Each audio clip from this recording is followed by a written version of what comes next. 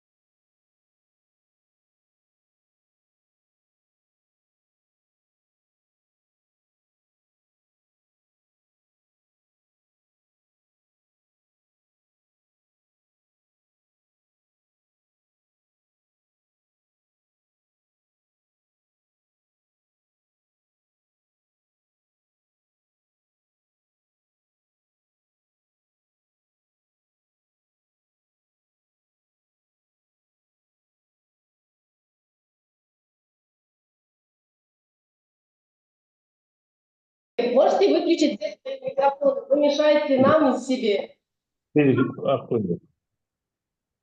Спасибо большое. Участники, выключите свои микрофоны. Вам не будет слышно, и нам не будет слышно вас. Спасибо.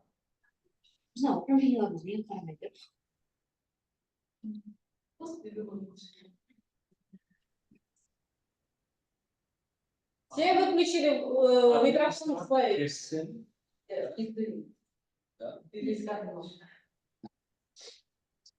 Еще раз добрый вечер, уважаемые гости и участники. Я рада приветствовать вас на онлайн-лекции в рамках сотрудничества между Астанинским хабом государственной службы и Академией государственного управления при президенте Кыргызской республики имени Жусупа Абдрахманова и фондом Ханса Заделя. Продолжается серия совместных онлайн-конференций на тему «Всемирное государственное управление и государственная служба». За 2 года проведено 11 семинар-лекций Сегодняшняя будет 12-я онлайн-лекция. Благодаря экспертам, которые привлекает фонд через Астанинский хаб. Приветственное слово предоставляется лектору Академии государственного управления при президенте Кыргызской республики Имущества Абдрахману, профессору Абдиевой Адиле Ляцбековне. Добрый вечер, уважаемые участники онлайн-лекции. Разрешите поприветствовать от имени Академии госуправления всех. Несмотря на то, что сейчас летнее время, сезон каникул и отпусков, я выражаю благодарность за то, что вы принимаете сегодня участие. Хочу выразить признательность фонду Ханса Зайделя в лице доктора Майера, нашему эксперту сегодня, главному лектору, нашему, я похвалюсь, докторанту, без 5 минут, доктору наук Алле Азимовичу. Спасибо за ваш отклик, за партнерство, за сотрудничество с Академией. Хочу поприветствовать нашего постоянного партнера, представителя Астанинского хаба государственной службы Алихана Баймирова. Спасибо вам большое за ваш отклик. И сегодня у нас такая актуальная тема. Наш лектор-эксперт любезно делится своими практическими и научными исследованиями. Я думаю, что сегодня мы услышим очень много интересного. Действительно, в Кыргызстане сейчас происходит очень много событий, изменений в госуправлении, в местном самоуправлении. Как вы знаете, наш основной закон, который был принят в 2021 году, закон о местной государственной администрации и органов местного самоуправления, претерпевает тоже изменения. Последние изменения произошли в январе 2024 года. Вы знаете, что наше административно-территориальное устройство тоже претерпевает реформы, уже практически подходит к концу. Я думаю, что нам сегодня будет очень много полезного и интересного сказано нашим лекторам, экспертам. Ну, я пожелаю успехов нам. Думаю, что мы очень так продуктивно поработаем, поучаствуем в живой такой дискуссии. Спасибо всем. Спасибо. Приветственное слово предоставляется доктору Максу Майеру, руководителю проекта фонда Ханса Зайделя по Центральной Азии. Dear Mr. Ali Karashev, former director of Kyrgyz State Personnel Service, former member of National Parliament of Kyrgyz Republic, dear Vice Rector Ms. Adilia Abdieva of Kyrgyz National Academy for Public Administration, dear Mr. Alikan Baymenov, Chairperson of Steering Committee of the Astana Civil Service Hub, dear alumni, listeners and guests, we welcome you all from Bishkek. Уважаемый господин Ал Карашев, бывший директор государственной кадровой службы Кыргызской Республики, бывший депутат Национального парламента Кыргызской Республики, уважаемый проректор госпожа Адиля Абдиева из Кыргызской академии, уважаемый господин Алихан Баймен, председатель управляющего комитета Астанинского хаба государственной службы, дорогие участники, слушатели и гости, мы приветствуем вас всех из Бишкека. It's a pleasure for me to be here again. Our foundation, jointly with our partners, Astana Public Service Hub and the Kyrgyz Academy for Public Administration under the President of Kyrgyz Republic, is continuing these joint online conferences with the topic Worldwide Public Administration and Civil Service. And I appreciate this cooperation. Today is our third online lecture in this. Уважаемые участники, еще раз одна просьба, выключите свои микрофоны. Уважайте друг друга. Для меня удовольствие снова оказаться здесь. Наш фонд совместно с нашим партнером Астанинским хабом государственной службы и Кыргызской академии государственного управления при президенте Кыргызской республики продолжает серию совместных онлайн-конференций на тему Всемирное государственное управление и государственная служба. И я ценю это сотрудничество. Сегодня наша третья онлайн-лекция в этом году. I want to express my special gratitude to our speaker today, Mr. Ali Karashev, for his constant support and his active initiatives. Today, the topic of guest online lecture will be the local government's practice development in Kyrgyz Republic. What has changed from September 2023 to January 2024? During 2021-2023 years, the Hans Seidel Foundation conducted a series of research works in 4 stages on the topic Practice of Local Government Development in the Kyrgyz Republic. What has changed in Kyrgyz local self-government system after the adoption of the law of the Kyrgyz Republic on local state administration and local self-government bodies on 3rd October 2021. Today, our speaker will present study results of stage number 4. Особую благодарность хочу выразить нашему сегодняшнему спикеру, господину Аллу Карашеву, за постоянную поддержку, активное участие в наших совместных образовательных инициативах. Сегодня темой гостевой онлайн-лекции станет развитие практики местного управления Кыргызской Республики. Что изменилось с сентября 2023 года по январь 2024 года?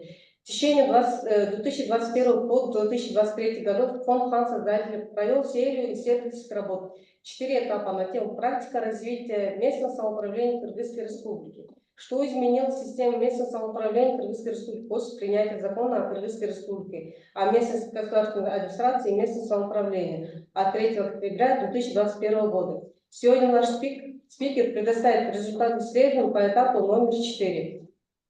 Our foundation has created a monitoring team composed of independent experts on local public administration, local self-government in the Kyrgyz Republic under the leadership of Mr. Ali Karashev, our speaker today, who conducted with his colleagues an analysis of changes in the practice of functioning of local government in various spheres after the adoption of this new Kyrgyz law. Personal issues, land issues, social economic development in regions, investments, interaction of state and municipal authorities, etc.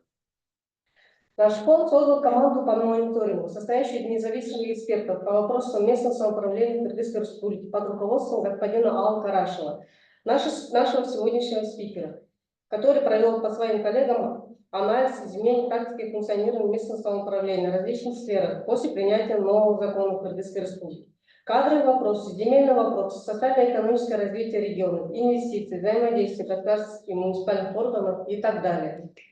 I'm sure our listeners today will be interested in learning about the results of this research work, and we all can profit for our own work from the lecture of Mr. Karashev. Wish you fruitful and interesting discussions.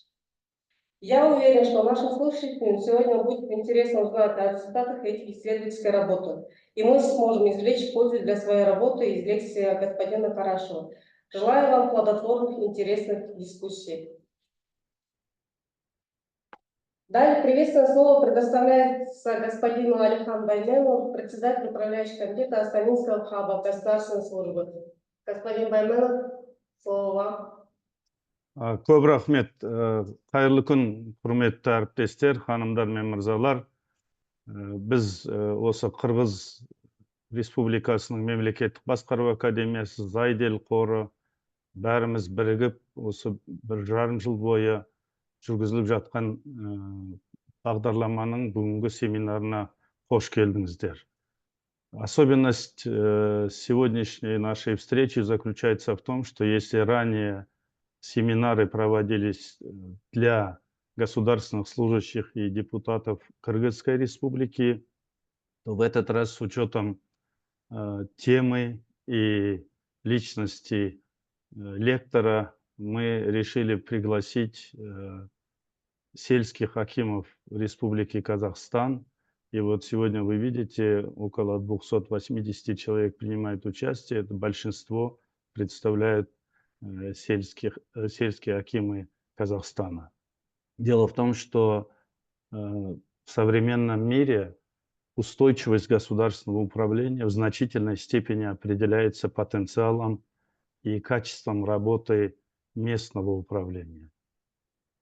можно сказать, что местное управление, сельские акимы, акимы населенных пунктов являются краеугольным камнем всей системы государственного управления.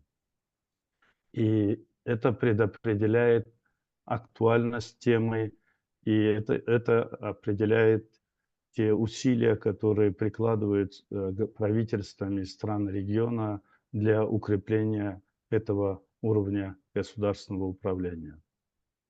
Мы знаем, что Кыргызская республика провела ряд реформ и конституционных реформ, а также реформ местного управления, административно-территориального управления.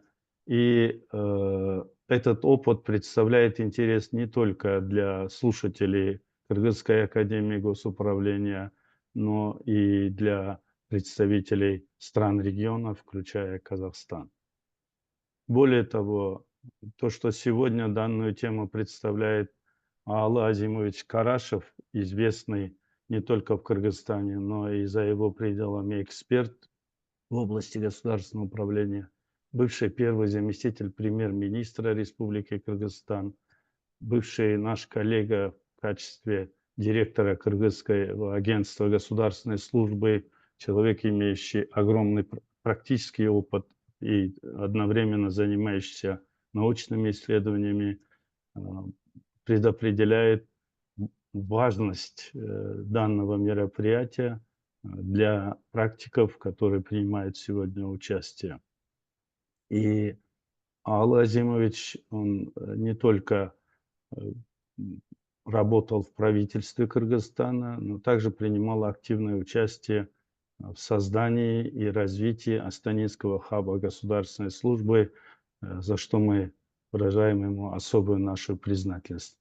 Хотел бы отметить наше плодотворное сотрудничество с Кыргызской академией госуправления, и наше сотрудничество будет продолжаться, несомненно, во благо наших народов.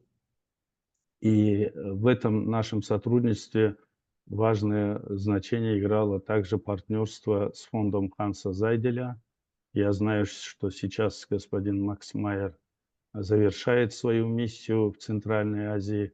Хочется пожелать ему всех благ, успехов в дальнейших его усилиях по распространению передового опыта в сфере государственного управления.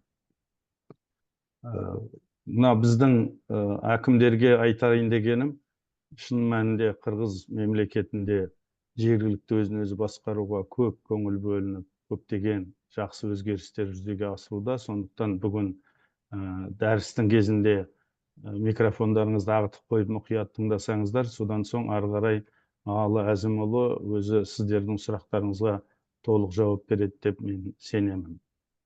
Аалы Азимович, большое спасибо за наше многолетнее плодотворное партнерство. Мы ждем вас и в Казахстане, и на других мероприятиях Астанинского хаба. Хочу пожелать успехов нашему многостороннему сотрудничеству в рамках Астанинского хаба государственной службы и пожелать успехов сегодняшнему семинару. Көп рахмет. Господин Алихан Владимирович, большое спасибо за теплые слова, приветственную речь.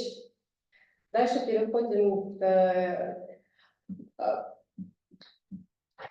у нас организатор Бегер попросила сделать общее фото. Можем сделать общее фото. И после всех слушателей попрошу выключить свои видеорегистрацию. Все, есть ли? Сейчас, минуточку, у нас сейчас временно спикер выключил. Проблемы с звуком. Надо сначала попросить, чтобы все включили видео, а потом выключили. Да? Сейчас надо для общего фото. Бәріңіз видеоларыңызды қосыңыздаршы, камераларыңызды. Қоссаңыздар бір сәтке суретке түсу үшін.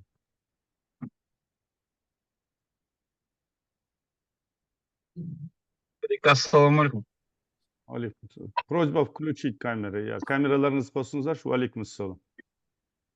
Содан кейін микрофондарыңызды қоспай тұра тұрыңыздар, баяндама біткенше.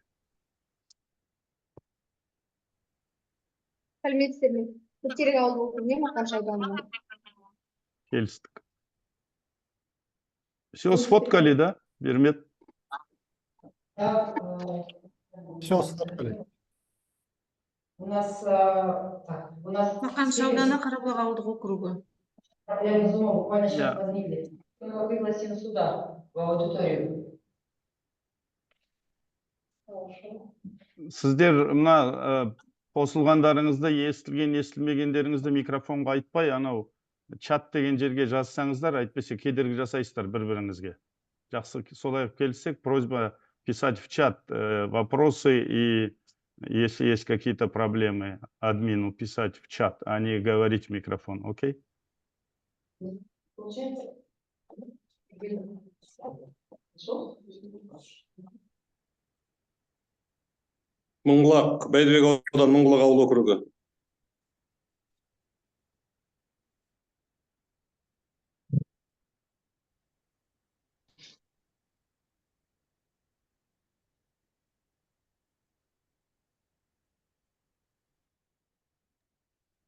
Бермет, мне кажется, можем продолжить работу. Сейчас мы спикера ждем. Он временно отключился, буквально на секундочку. Сейчас он перезайдет. А Алла Азимович? Да, Александр Владимирович.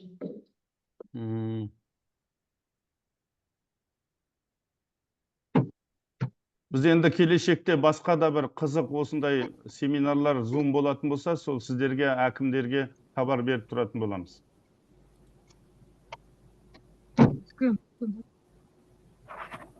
Жақсы рахмет. Қырғызстан мен Қазақстан бәйменпін. Владимирович. Да. Вот, подключился. Можете? Вам надо просто вечером вас я Владимирович. Все, берем продолжение, да? Владимирович, вы нас слышите? Я слышу, да. О, Да, слово предоставляется вам. Мы вас слушаем вашу интересную презентацию. Можете начинать. добрый вечер, уважаемые участники. Вот Алихан Мухамедович, вам тоже приветствую вас. Очень рад видеть вас.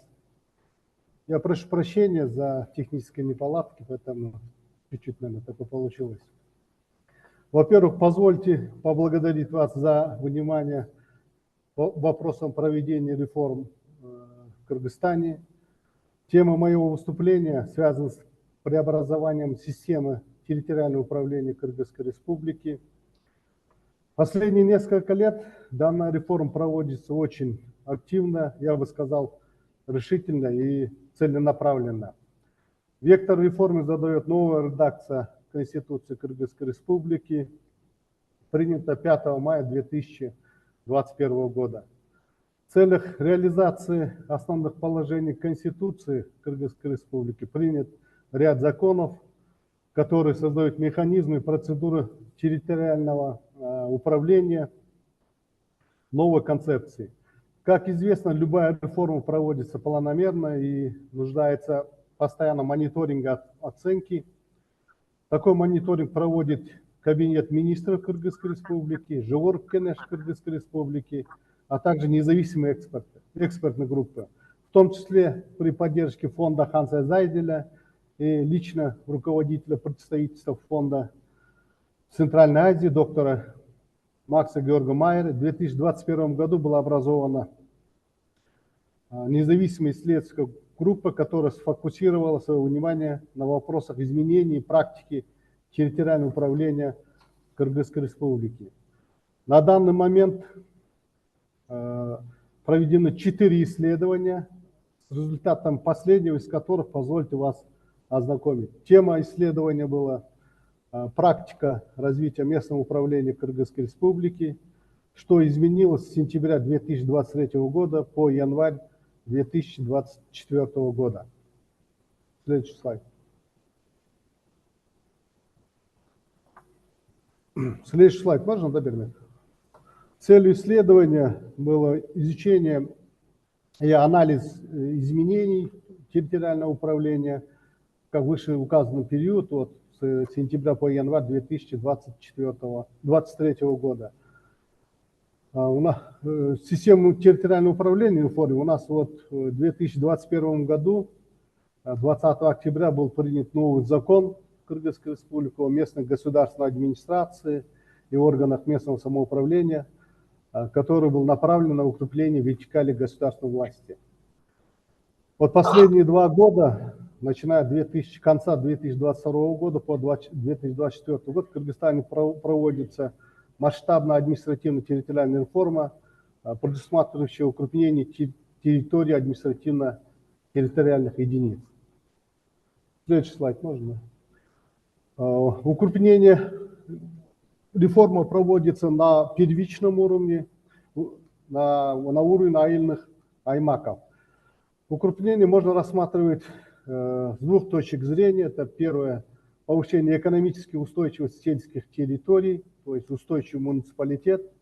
И вторая – это как первый этап проведения административно-территориальной реформы путем постепенного укрепления территорий первичного уровня и в будущем ликвидация одного из уровней территориального управления области и района, о чем у нас говорилось очень давно, на протяжении нескольких десятилетий, начиная от начала 2000-х годов.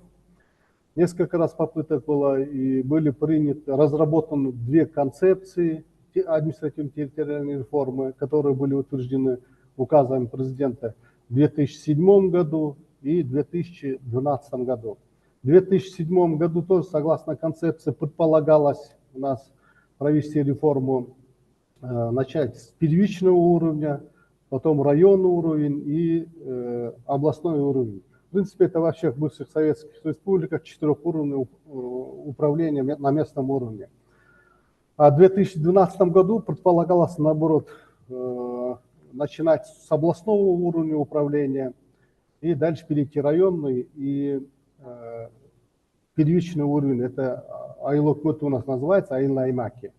К сожалению, цели концепции, обеих концепций не были достигнуты. Единственное, вот в 2012 году у нас только областной уровень, институт областной государственной администрации губернатора был упразднен, а вместо него был образован новый институт управления, это полномочный представитель правительства Кыргызской Республики. И сегодня они называются полномочные представители президента Кыргызской Республики. Ну, здесь есть и объективные причины, и субъективные причины. Ну, наверное, можно сказать, что политической воли руководства к этому не хватило. Всегда нам мешали выборы, политика и так далее.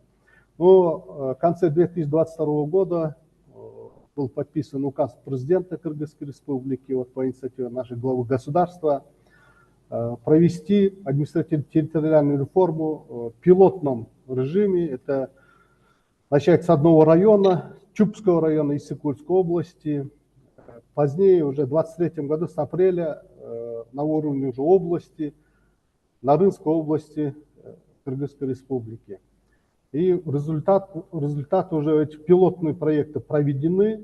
И в конце 2023 года был подписан указ президента 29 декабря по всей стране провести административно-территориальную реформу, то есть укрупнить аильные аймаки.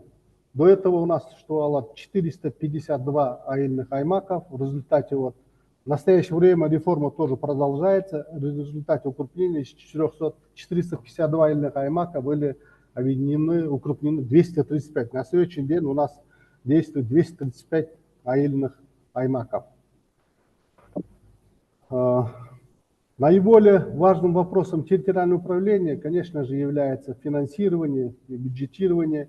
Если у аильных аймаков существуют местные бюджеты, то такие бюджеты у нас отсутствуют на уровне районов.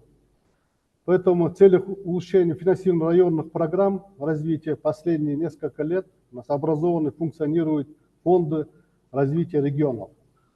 Что такое фонд развития регионов? Это государственные учреждения, в которых аккумулируются денежные средства, поступающие из источников отчисления на развитие содержания инфраструктуры местного значения, в соответствии с кодексом Кыргызской Республики о неналоговых доходах.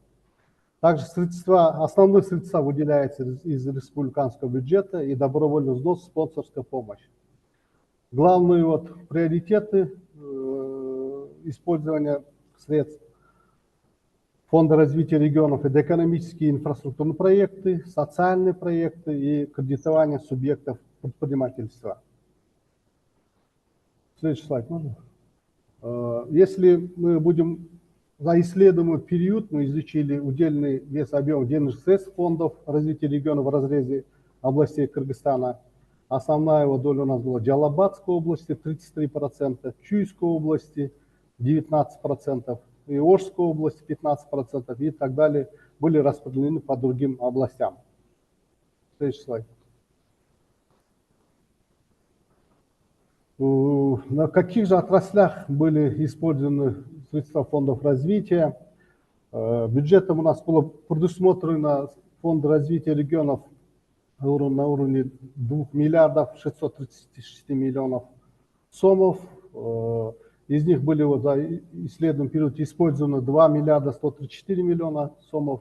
Основная доля у нас пришлась на сферу образования, здравоохранения, культуру, экономические проекты и так далее. Вот у нас на слайде это все видно. И муниципальные объекты 16% были использованы в целом.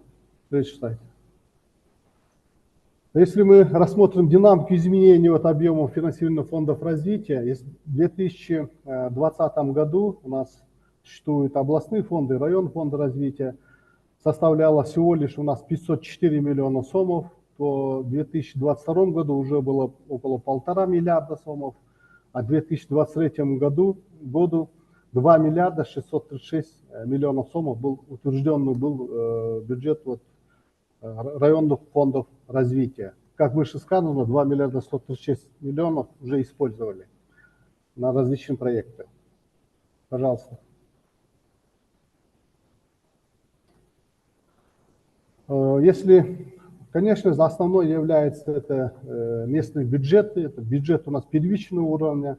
У нас вот в Кыргызстане районный уровень, на областных уровнях бюджета нет, это финансируется из республиканского бюджета, есть республиканский бюджет и местный бюджет, это местный бюджет это первичного уровня, то есть мэры городов Кыргызстана и аильных аймаков, это муниципалитеты. Если мы динамику посмотрим за 2022 год, у нас местные бюджеты за 9 месяцев составляло где-то 26 миллиардов сомов дохода, а по 2023 году, то в 2023 году оно увеличилось почти что на 10 миллиардов сомов и составило 35 миллиардов 576 миллионов сомов. Из каких доходов, тоже на слайде видно, это от регулируемых доходов, закрепленных доходов, трансфертов, целевых выравнивающих трансфертов. Следующий слайд, можно, да? Трансферты были. Вот главным то, что вот особенностями экономического развития территории в реализации административно-территориальной реформы у нас было исключение роли объединения пастбища-пользователей управления пастбищами и передача вопросов поставки поливной воды в ведение органов местного самоуправления. У нас были джаид-комитеты, которые работали самостоятельно и напрямую Министерством сельского хозяйства работали. И фонд, джаид-фонд был, то, что собрано средства аккумулировалось тоже в местном бюджете, но расщеплялись, 70% уходило в Министерство сельского хозяйства и 30% оставалось только в муниципалитете. А поливной водой распоряжались ассоциации водопользователей, это у них была форма собственности, частная форма собственности. В результате реформы и пастбищный комитет, и поставки поливной воды полностью передан в ведение органов местного самоуправления. Сегодня вот еще особенность состоит, что создание многофункциональных муниципальных предприятий по предоставлению теперь же органам местного самоуправления услуг поставки поливной воды, питьевого водоснабжения, управления пастбищной инфраструктурой. Следующий слайд, предмет. И по бюджету мы исследуемый период рассматривали. Особенности в 2024 году у нас будет расчет объема выравнивающих трансфертов, передан на районный уровень. Если до этого это как балансированность бюджетов, то до этого рассчитывалось на республиканском уровне, то до 2024 года это передается районный уровень. Объем для каждого органа местного самоуправления, выравнивающих трансфертов, уже рассчитывает районное финансовое управление и утверждается главой государственной администрации района то есть акимом района. Также у нас в 2023 году было выпадение по единому налогу в местных бюджетах, где-то порядка более 200, более 2 миллиардов сомов. И в 2023 году целевым трансфертом было компенсировано это выпадение, то в 2024 году уже этой компенсации не будет. И должны местные органы власти они собирать единый налог в полном объеме.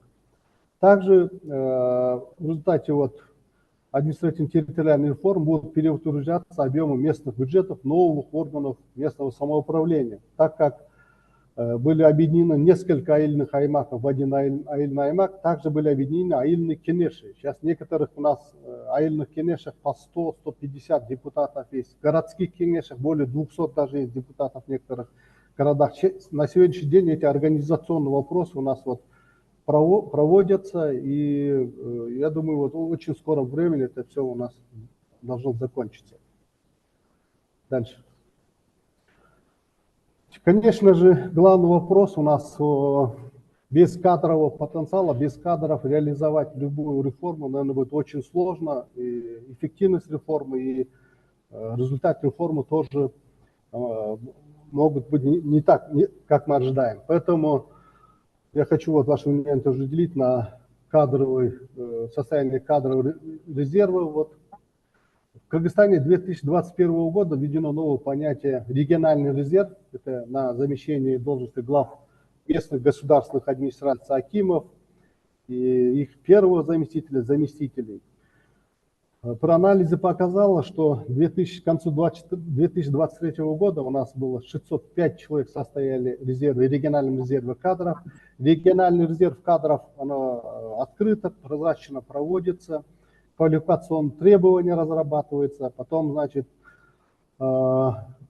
проводится теоретическая часть тестирования и специально образованная республиканская комиссия, и они проводят собеседование, только по итогам этого включается региональный резерв кадров. На сегодняшний день полностью у нас назначение глав местных госадминистраций проводится только из числа состоящих в региональном резерве кадров. Следующий слайд. Также с принятием закона о местной государственной администрации и органах местного самоуправления у нас произошли изменения. До этого глав муниципалитетов, если избирали депутаты аильных и городских кенешей, и право выдвижения тоже имел и глава госадминистрации, как глава госадминистрации, так и сами депутаты местных кенешей. Как правило, практика показала, у нас выдвигались только кандидаты по инициативе депутатов аильных кенешей. То с принятием этого закона у нас сегодня проводится прямое назначение, даже не то, что выбирает, даже прямое назначение без согласования с депутатом аильного кенеша. Поэтому в этом законе мы предусмотрели, чтобы какую-то ситуацию они проходили. Понятие муниципальный резерв в Кыргызстане ввели начиная с 2022 года. Также были разработаны квалификационные требования на замещение должностей мэров городов республиканского значения, мэров городов областного, районного значения, также на замещение должности глав аил өкмөтү, то есть это муниципалитет у нас, также и на их заместителей. Наконец, 2023 года в муниципальном резерве сегодня состоят 1885 кандидатов, это 1215 человек, то есть один кандидат может состоять в нескольких резервах, имеет право состоять. И на сегодня тоже назначение проводится только из числа муниципального резерва.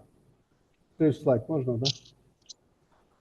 И также мы сделали анализ назначения на должности из состава резервов, как регионального, так и муниципальных резервов кадров. На сегодня, на конец 2023 года, из числа региональных резервов, то есть на глав местных госадминистрации и заместителей, 109 человек у нас назначено, а из числа муниципальных резервов кадров у нас назначено 318 человек. И в целом из резервов кадров назначено 427 человек. И здесь уже наиболее подготовленные кадры включают в эти резервы кадров. Следующий слайд. И Нам хотелось узнать вот с точки зрения на местах, какие изменения происходят. Поэтому мы, по инициативе исследовательской группы мы проводили анкетирование работников органов местного самоуправления. Общее количество респондентов составило более 100 человек. Ну, в их число входили и руководители органов местного самоуправления, и сотрудники аппаратов органов местного самоуправления. И более 50% мы специально опрашивали депутатов местных кенеши, так как они были независимы, не работники исполнительных органов власти. Следующий можно. И при опросе вот, респондентов основные проблемы какие? Вот, при опросе у нас было выявлено, что они вот затрагивают практически все аспекты деятельности местных администрации, органов местного самоуправления, обеспечение питьевой и поливной водой, строительство, реабилитация арычной и дренажно-канализационной системы, внутриирригационных систем, ремонт дорог, трансформация земель для индивидуального жилищного строительства, строительство, ремонт школ, детских садов и так далее. И при этом опрос проводился как в пилотных регионах, районе, области, так и которые не были не пилотные регионы. Набор проблем не зависело, значит, от административно-территориальной реформы в данном регионе. Вот проводится реформа или нет. Следующий слайд, можно. И мнение респондентов, если мы остановилось в том, что полномочия органов местной власти в вопросах вот, земельных отношений в целом заметно укрепились.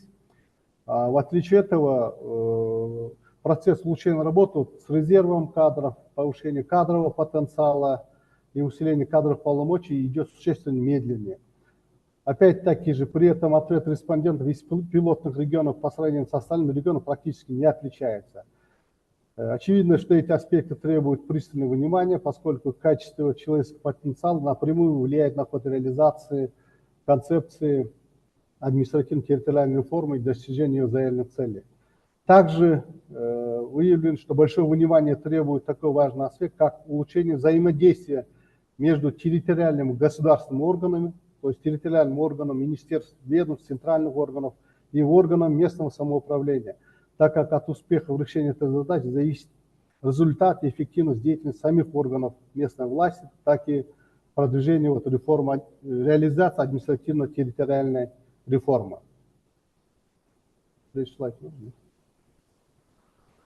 И, наверное, я остановлюсь в кратких выводах, итогах исследования. Вот группа мы сделали такие краткие выводы, рекомендации. Это первое.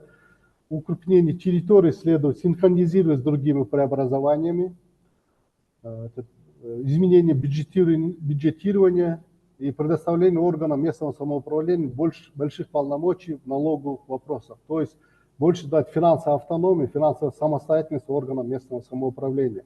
Мы это уже давно говорим, уже с начала реформы на протяжении более 25 лет.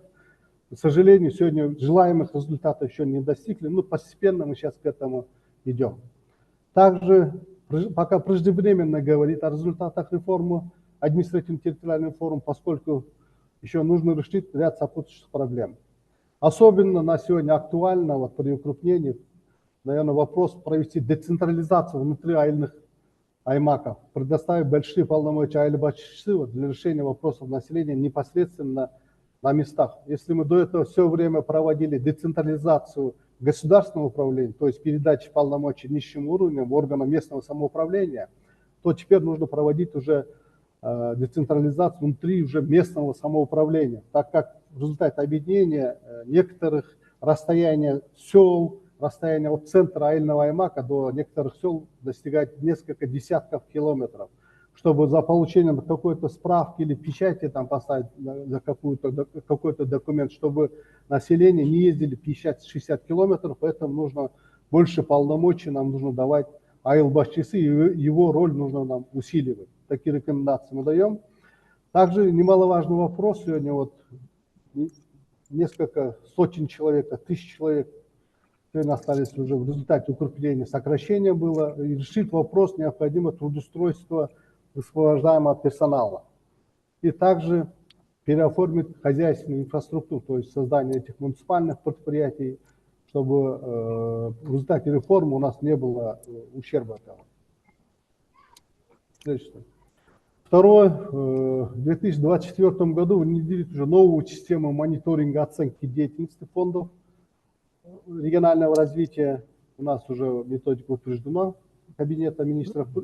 Также при поддержке необходимого международных организаций, обучения членов правления и наблюдательных советов фондов и роли фондов, государственных органов, органов местного самоуправления, развития экономики, поддержки бизнеса. Так как сегодня это у нас новое, как и только на протяжении 2-3 лет полноценно они действуют, поэтому многие еще эти средства фонда не так используют, как нам хотелось. Поэтому и из даже выделенных средств не полностью оно было использовано. И третий, часть улучшения кадровой политики на местах наделить государственный уполномоченный орган по вопросам государственной муниципальной службы статусом национального агентства. На сегодня у нас действует государственное агентство по делам государственной службы и местного самоуправления, это при Кабинете министров. И какой они могут мониторинг проводить, если у них статус очень низкий. Поэтому мы предлагаем, чтобы оно было независимый государственный орган, придать статус национального агентства и напрямую подчинялось президенту Кыргызской республики. Также наделить данный орган полномочиям полного системного мониторинга за состоянием дел по формированию резервов кадров в государственных органах и органах местного самоуправления, так как у нас уже сейчас более закрытая система резерва кадров, поступления в государственную службу. Каждый государственный орган сам формирует резерв кадров, и руководители государственного органа, они производят назначение из этого резерва государственного органа. Следующий слайд, пожалуйста. И также вот на сегодня количество обучаемых служащих в системе государственного заказа, у нас вот где-то 2012 года внедрен вот государственный заказ, вот согласно экспертной оценке данного исследования, не отражает реальную потребность повышения квалификации кадров, поэтому необходимо усилить контроль и мониторинг за исполнением требований закона о государственной гражданской муниципальной службе в части расчета реальной потребности в обучении кадров. У нас в законодательстве предусмотрено, что каждый государственный муниципальный служащий в течение 3 лет должен проходить курс повышения квалификации. И на сегодня это не в полной мере исполняется. У нас примерно где-то, если государственных муниципальных служащих 25-27 тысяч, значит, ежегодно должно 8-9 тысяч государственных муниципальных служащих должны проходить курс повышения квалификации. Поэтому мы предлагаем разработать единую электронную базу данных расчета потребностей в обучении. И потребность в обучении должна рассчитываться автоматически на основе заданных параметров. Повышение квалификации не реже 1-3 раза, 3 года, и переподготовка в течение 3 месяцев с момента назначения на должность. Необходимо исключить субъективный фактор направления на учебу со стороны руководителя, руководство нормативами. Сегодня у нас зачастую так получается, что загружены сотрудники органов местного самоуправления, государственных органов, они не направляются на курс повышения квалификации. Некоторые даже год по 2 раза проходят курс повышения квалификации. Поэтому исключить такое проявление мы предлагаем, чтобы это было все уже электронная база данных, оттуда рассчитывалось. И при рассмотрении вопроса перевода служащего на вышестоящую должность, так, карьерный рост или ротацию, необходимо обязательно учитывать наличие сертификата об обучении. И также уже с учетом проводимой административно-территориальной реформы ввести программу повышения квалификации государственных муниципальных служащих, вопрос управления пастбищами, поставками поливной воды на уровне местного самоуправления. И результат анкетирования показал, что заметных различий в качестве оказываемых основных услуг на местах между пилотными регионами, где административно-территориальная реформа проводилась, и остальным регионам республики нет. Исключением являются услуги по обеспечению питьевой воды, улучшение качества которых отметили большинство респондентов пилотных регионов. Проводимая в пилотных регионах административно-территориальная реформа пока еще не дала существенных результатов в улучшении качества основных услуг на местном уровне. Предстоит завершить большую работу по передаче полномочий исполнительным органам объединенных аильных аймаков по созданию муниципальных предприятий для комплексного обслуживания и развития ирригационных систем, питьевого водоснабжения и эффективного управления различными угодьями. И также законодательно закрепить норму, предусматривающую выделение средств из местного бюджета для обучения депутатов местного Кенеша. Мы вот предлагаем. У нас в начале года был инициирован, уже законодательно закреплено было внесено предложение. И вот только недавно, в конце июня, принят закон, то, что вот эта административная территориальная реформа законодательно уже закреплена. Сейчас находится на подписи у нас у нашего президента. Я думаю, в скором времени подпишет, тоже уже будет уже полноценные официальные органы будут. Ну, коротко у меня вот проводимая реформа, то, что я сказал. Спасибо за внимание. Если будут вопросы, я готов ответить. Спасибо. Большое спасибо, Алла Владимирович. Очень плодотворная лекция была. Хороший анализ провели, исследования, полезные для нас. Изучили плюсы и минусы АТР. Уважаемые участники, есть вопросы? Можете представиться и задавать вопросы Алле Владимировичу.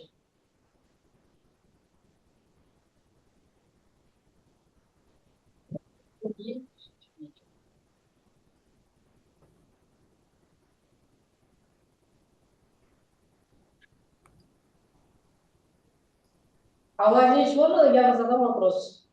Пожалуйста, пожалуйста. Вы же сказали, то, что насчет единого налога, то, что если единый налог с 2022 года убрали и включили в республиканский бюджет, местный бюджет потерпел недопоступление налоговых поступлений. Вы предлагаете их должны компенсировать. Как вы представляете компенсацию? В каком виде должны компенсировать республиканского бюджета?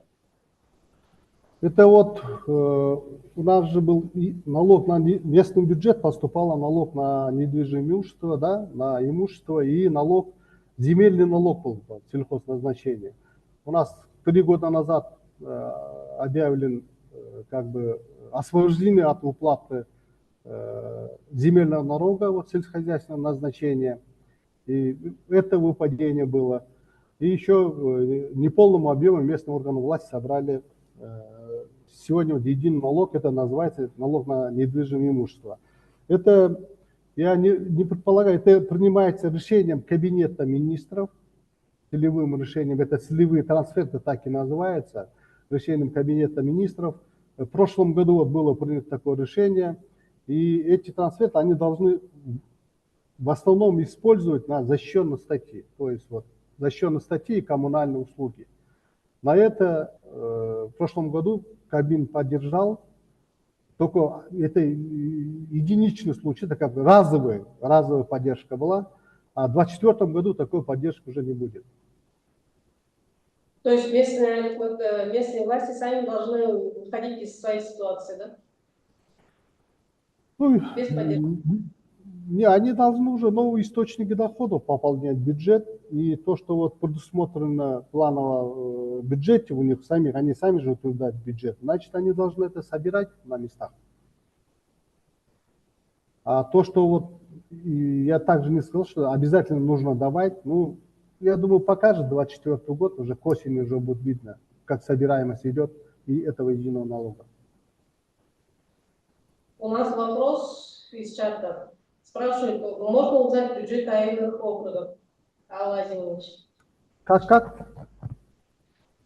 Можно узнать бюджет аильных округов?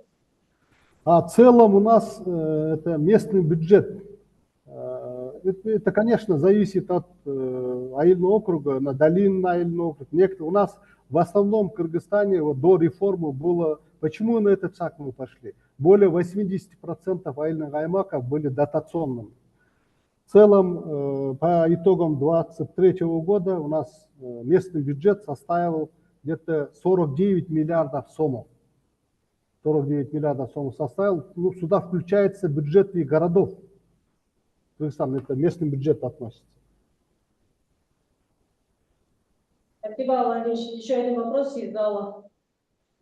Добрый вечер, Алла Азимович. Позвольте прежде всего поблагодарить за ваше исследование, ну и поблагодарить фонд Ханса Зайделя, который предоставляет нам такую возможность. У меня вопрос по резервам. Вот вы сказали, что резервы формируются открыто, прозрачно, все проводится, но когда приходят к назначению, но это и внутренний резерв госслужащих тоже, да, касается, все идет, как нам кажется, по субъективному мнению руководителя или нескольких человек, да? У нас есть выпускники, которые задают, ну, были вопросы такие, они говорят о том, что участвовать в конкурсах и состоять в резерве превратилось в их хобби, они в нескольких резервах состоят, но их не зовут на работу и не назначают. Потом в ваших рекомендациях вы тоже указали, что ну, уполномочить национальное агентство, ну да, если в будущем, да, проводить мониторинг. И есть ли у вас представление, как это будет проходить? То есть, чтобы это не было субъективно, а какие-то, возможно, объективные критерии, я не знаю, по баллу, либо по каким-то объективным критериям будут назначаться из резерва. Очень хороший вопрос задали, спасибо за вопрос. Этот вопрос мы по итогам третьего исследования тоже в рекомендациях правительству давали. Действительно, сегодня, вот так как я сказал, что у нас как бы закрытая форма вот поступления государственной службы стала с принятием этого закона, последнего закона о государственной гражданской службе, муниципальной службе. Резерв госоргана объявляется конкурс, туда вот поступает, ну, может там 50 человек, допустим, да, кандидата прошли, а дальнейшее назначение, у нас в законодательстве это не прописано. Дальнейшее назначение именно вот на усмотрение руководителя этого государственного органа, как получается. И тогда есть здесь нарекания, исследование у нас тоже показывало, что некоторые резервы могут состоять очень достойные государственные и муниципальные служащие годами, а некоторые туда поступают и через месяц буквально назначаются уже на какие-то руководящие должности. Поэтому мы рекомендации давали, вот группа наша, по итогам третьего исследования, чтобы вы разработали механизмы дальнейшего назначения из резерва государственного органа, чтобы это не было такое субъективное решение, чтобы достойные профессионалы, государственные служащие приходили на руководящие должности. Там начальник отделов, управлений, местных и так далее. Да? Поэтому этот вопрос на сегодня очень актуальный. Я думаю, наверное, сегодня уже вот в администрации президента этот вопрос тоже, наверное, изучается, и госагентством тоже. На сегодня, как сказал госагентство, государственное агентство при кабинете министров, они даже, когда государственная кадровая служба была до этого при президенте, они могли уже в любое министерство, у нас тогда открытая система была набора вот государственной службы, в конкурсах участвовали и представители этой государственной кадровой службы, и они проводили мониторинг, как проводится этот конкурс, насколько открыто, прозрачно проводится, и соблюдается ли законодательство государственной службы. И в связи с упразднением этой госкадровой службы и созданием госагентства у него статус намного вот, как бы ниже стал. Поэтому мы вот предлагали, чтобы статус национального агентства придали, и это национальное агентство имело доступ вот по кадровым вопросам, имели право участвовать на этих конкурсах, итоги конкурса мониторить. Естественно, всегда бывает недовольны, жалобы могут быть, чтобы они могли обратиться в национальное агентство, и национальное агентство беспрепятственно могли любое министерство или государственный орган пойти и затребовать все соответствующие документы по исполнению закона о государственной службе. И даже у нас были случаи, да, не секрет, вот, если не ошибаюсь, 2 года назад сотрудники вот, госагентства пошли в одно министерство, а в это министерство их даже не пустили. Вы кто, говорят, мы вас не признаем, вы госагентство ниже статусом министерства, вы не имеете права к нам заходить. Даже такие случаи были, мы поэтому это предложение вносим и главе государства, и кабинету министров Кыргызской республики. Да, еще 2 вопроса задали. Какие еще полномочия нужны для районных округов? Децентрализация как будет дальше проводиться? Сколько у вас видов местных налогов? Децентрализация, ну, как я сказал, что госуправление всегда говорит, что полномочия передавать вниз. Сегодня уже децентрализация нужно уже внутри местного самоуправления, как я сказал. Вот Айыл Башчысы, на сегодня же у нас только один человек, это Айыл Башчысы, и у него полномочий никаких нет. Может быть, какие-то провести собрания, сходы или что-то такое, небольшие полномочия, да. Поэтому мы предлагали, чтобы Айыл Башчысы больше наделили полномочий в выдаче каких-то справок о месте жительства, там, или о наличии скота, там, или о наличии чего, еще другие местные полномочия им давали Айыл Башчысы, чтобы население не ездили далеко, чтобы не мучились за это время, не тратили на это. И у меня вот практики было, когда я возглавлял Волжскую область в 2007-2009 годах, мы тогда вот проводили тоже, усиливали Айыл Башчысы, создавали правление аилов. В каждом аиле было правление, Айыл Башчысы это был оплачиваемый, было у него, а остальные были члены правления, это на общественных началах. Там были и из Совета ветеранов, судов аксакалов, молодежные организации, женские организации, и лидеры, активисты, чтобы по желанию, кто хотел, могли бы войти в эти правления аилов. Да? Может быть, сегодня настало время и это тоже, так как мы реформу проводим, на такие шаги уже пойти, чтобы основные проблемы решались на местах. Эти проблемы этого аила, лучше жители этого аила, мне кажется, никто больше не знает. Вышестоящие органы даже так, как они знают, это не знают. Поэтому вот больше полномочий таких нужно давать, чтобы самое главное, цель реформы – это создать условия для получения услуг, для жизни населения, которое проживает на первичном уровне. Пожалуйста. Спасибо, Владимир. Еще один вопрос от коллег из Казахстана. Как назначается аким айыльных округов, мэры, глав местного самоуправления? У нас местная власть, скажем, 3 уровня, да, областной уровень, районный уровень и муниципалитет, первичный, это города и айыльные аймаки, айыл өкмөтү исполнительная власть. Областном уровне полномочный представитель президента Кыргызской республики, его назначает президент Кыргызской республики по представлению главы председателя кабинета министров Кыргызской республики. А районный уровень у нас работает институт районных государственных администраций, мы еще акимы их называем. Глава районных государственных администраций назначается из числа регионального резерва по представлению председателя кабинета министров и после консультации полномочного представителя президента области президентом назначается. Также мэры городов республиканского значения тоже назначается аналогично из муниципального резерва президентом Кыргызской республики по представлению председателя кабинета министров. И мэры городов областного значения у нас еще есть. Мэры городов областного значения, они назначаются президентом Кыргызской республики по представлению полномочного представителя президента в область, по представлению представителя кабинета министров с консультацией полномочного представителя президента в области. И у нас есть еще города районного значения. Они назначаются акимом, главой государственной администрации района, акимом из числа из числа кандидатов, состоящих в муниципальном резерве.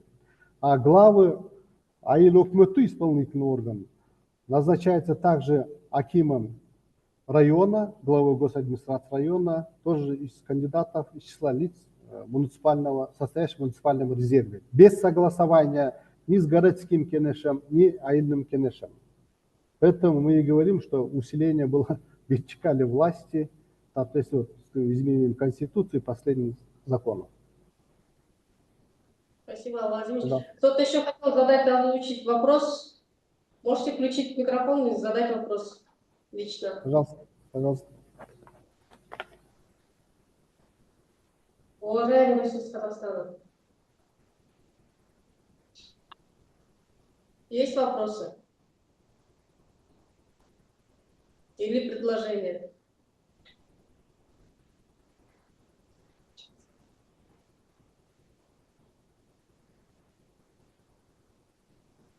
Нам предложение пишут, Алла Азимович. Предлагает вести адаптационную программу для новых сотрудников МСО. Многие не понимают, как работает система. Какова роль мэрии, администрации АМК? Их нужно обучить. Второй вопрос. Начало, повторите начало, как было? Предлагаю вести адаптационную программу для новых сотрудников МСО, местного самоуправления. Многие не понимают, как работает система, какова роль мэрии, администрации или АМК. Их нужно обучить. Я сразу же скажу, что у нас законодательство предусмотрено. Вновь поступающие государственные служащие, муниципальные служащие в течение 3 месяцев, по истечении 3 месяцев, они должны пройти обязательные курсы повышения квалификации, а не курсы это. Вот это у нас, мы это предполагали, чтобы их обучили, чем они будут заниматься, каким вопросом будут работать, и как готовить визы, как готовить записки, как вот, аппарат как работает, скажем, на местах. И это, к этому была специально разработана программа вот, и на местах, и также вот, на базе Академии государственного управления при президенте Кыргызской республики эту работу должны проводить, обязаны проводить. Так, следующий вопрос. Второй вопрос. Многие руководители не умеют требовать выполнения заданий. Может быть, это субъективное мнение, но я считаю, что это правильно. Не используя современные методы управления, постановка задач, тайм-менеджмент, SWOT-анализ, ничего такого нет. Все, что сейчас происходит, выполняется на основе советских методик, кроме инфодокс. Инфодокс очень хорошо придумали, так что также очень часто встречается интриги как внутри коллектива исполнительной власти, так и между представительной власти МСУ. Я думаю, очень хорошее предложение, я полностью это поддерживаю. Действительно, на местах, ну, как говорят, вот, бывают руководители очень креативные, которые подготовленные руководители, ну, иногда и назначаются, и которые не совсем, скажем так, да, подготовленные руководители. Может быть, и такое, может быть, есть такие у нас тоже руководители, и при исследовании тоже это мы выявляем, и поэтому и даем вот предложение, чтобы они обязательно эту ситу проходили перед назначением. Есть у нас какие-то руководители, которые еще были до назначения. Возможно, такое может допускаться. Я полностью поддерживаю это предложение. В дальнейшем можем еще дальше изучать. Сегодня Панфилов у нас активный. Еще вопрос написали. Как вы смотрите на то, что Акимов мэров избрал само местное население? Ну, я, наверное... Да. Я понял вопрос. Наверное, за у нас 30-летний период, скажем, реформ, да, независимости Кыргызстана, мы, по-моему, прошли, скажем, относительно органов местного самоуправления все виды назначений. Когда мы образовали Айыльные аймаки, первый Айыл өкмөтү в 1996 году, у нас было назначение акимом, главой государственной администрации района, согласие депутатов Айыльных кенешей. Потом в 2001 году мы перешли прямые выборы глав муниципалитетов. И 2001-2005 годы они избирались, 2004 года в конце. Прямым населением избирались главы Айыльных аймаков, Айыл өкмөтү. Потом в 2008 году мы уже перешли на косвенные выборы. По представлению акима избирали депутата Айыльных кенешей. После 2010 года мы перешли уже, избирается депутатам Айыльных кенешей право выдвижения даже самим депутатам. То есть это мы все эти прошли, но здесь есть тоже, конечно же, есть и минусы, есть и плюсы, есть. Допустим, когда в 2001 году пошли прямые выборы населением, может быть, в то время еще не совсем было подготовлено наше население, тогда зачастую избирались уже родоплеменные деления начались у нас, и даже по селам делились, и, допустим, избирался Айыл өкмөт. Были такие случаи, я как раз тогда работал в орготделе администрации президента, инспектором орготдела, и были случаи, когда избранный Айыл өкмөтү, глава Айыл өкмөтү, он в течение 5 лет или 4 лет на какой срок избран, он даже ни разу не ходил на то село, были даже такие случаи. что говорит, вы меня не избирали, я вам не буду работать, я вот только на этот аил буду работать. Или были случаи, которые пришли очень случайные люди, некоторые, у кого много родственников, некоторые пришли с бизнеса, пришли, там никакого понятия не было государственной службы, там, государственного управления, некоторые дальнобойщики пришли, там камазисты, у кого деньги были чуть-чуть. И таких случаев было много очень. Поэтому мы, когда делали в 2003 году, анализ первый сделали, тогда было у нас 472 муниципалитетов, из них где-то более 70 за эти 2 года, как были прямые выборы, за 2 года, более 70 главы айлокмета были привлечены к уголовной ответственности, так как они не знали даже бюджет, что такое, финансовые документы подписывали иногда вот нарушением закона, поэтому были такие случаи.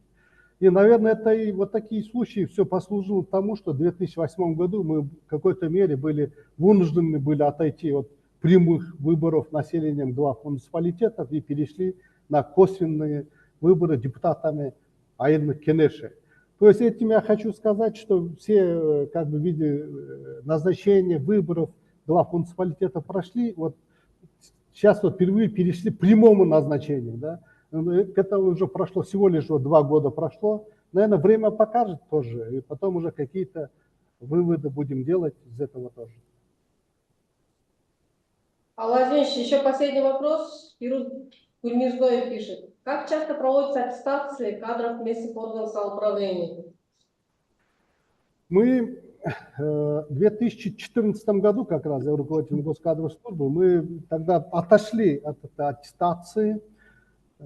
И почему мы отошли? Потому что каждые 2 года проводилась аттестация. Только на момент аттестации госслужащие, муниципальные служащие подготовятся, а потом пройдут эту аттестацию и 2 года ничем как бы саморазвитием как бы не занимались. Поэтому мы в 2014 году ввели вот понятие оценки по результативности работы государственных муниципальных служащих. И мы сделали мотивацию, заработную плату, там, если получает хороший балл, у него было каждый год ежегодно прибавка зарплате 5%. Потом сделали карьерный рост тоже, чтобы без конкурса потом назначался пошагово, мы к этому пошли. Да? Но, к сожалению, в 2021 году, когда с принятием закона о государственной гражданской муниципальной службе, эта оценка была отменена. Сейчас введено новые уже, опять-таки, вернулись к аттестации государственных муниципальных служащих. Чисто моя позиция, мы должны, наверное, все равно перейти вот элементам KPI, вот то, что оценки по результативности работы каждого государственного муниципального служащего. И к этому, я думаю, мы в будущем все равно придем. Владимирович, большое спасибо.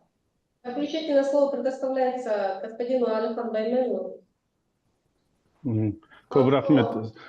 Владимирович, во-первых, большое спасибо за очень содержательную лекцию.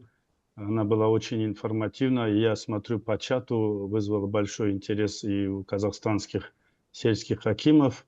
И часть из них задавала вопрос по налогам. Действительно, для них важно иметь представление, какая финансовая база, ресурсная база деятельности местного самоуправления. И эти их вопросы как раз привели к предложению, которое я сейчас хочу озвучить. Ну, вы знаете, что в нашем регионе достаточно развитое местное самоуправление еще и в Грузии. С учетом этого, несколько лет назад Астанинский хаб госслужбы издал кейс-стади о грузинском опыте местного самоуправления, которое было написано бывшим вице-премьером Грузии Маэцкитишвили. И я хочу просто проинформировать в первую очередь акимов и всех слушателей, что этот кейс-стади имеется в доступе на сайте Астанинского хаба госслужбы. Вы можете зайти, просмотреть, ознакомиться. И второе, с учетом большого интереса, который вызвала сегодняшняя лекция Алла Азимовича, может быть, Алла Азимович, мы договоримся написать кейс-стади по кыргызскому опыту. И это будет уже дополнением к работе по Грузии. Постепенно мы наберем большой опыт. Мы знаем, что очень интересный опыт функционирования махалинских комитетов в Узбекистане. Есть интересный опыт местного самоуправления в Азербайджане. Мы можем постепенно собрать коллекцию для того, чтобы она была полезна как для практиков, так и для исследователей.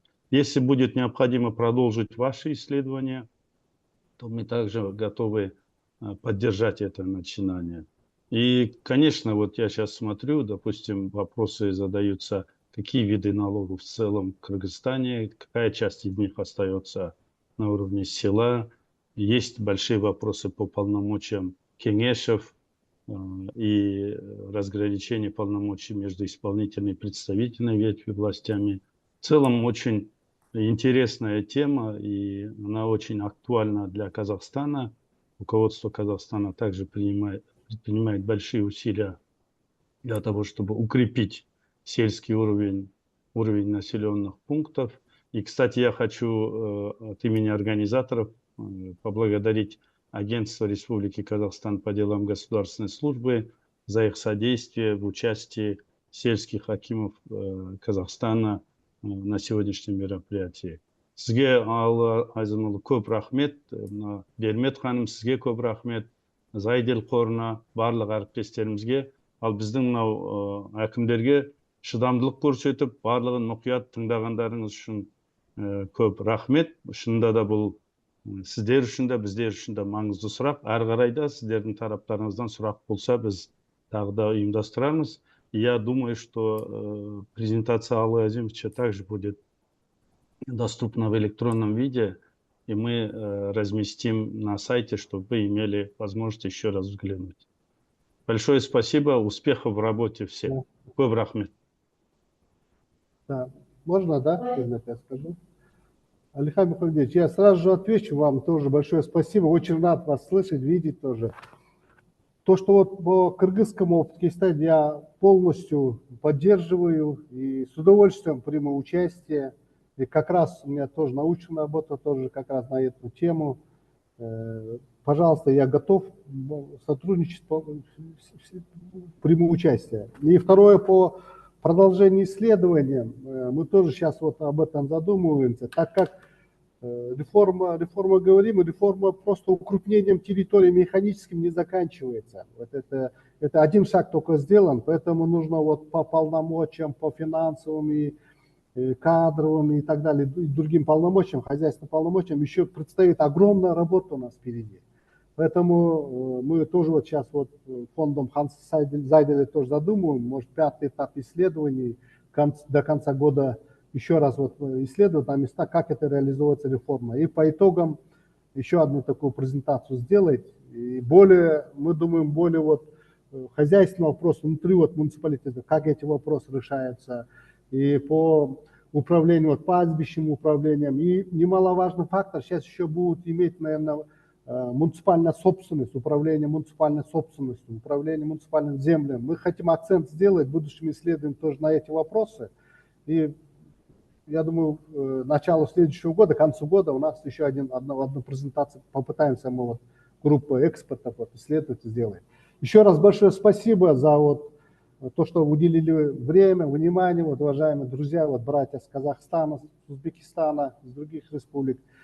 Мне было очень приятно вот, на ваш вопрос тоже отвечать. Барыңыздарға денсаулық қалаймын, игілік қалаймын, аман бололық. Рахмат сіздерге. Владимир, большое спасибо за лекцию. Получили очень много информации. Большое спасибо фонду за предоставленную возможность получить новые знания. Уважаемые гости, спасибо большое за то, что выделили свое золотое время, выделили время на обучение, получение новых знаний, опыт от Кыргызстана, особенно это касается Казахстана. Большая просьба пройти всем по ссылке, QR-коду, пройти анкетирование, оценить сегодняшнее мероприятие. Большое спасибо. Спасибо.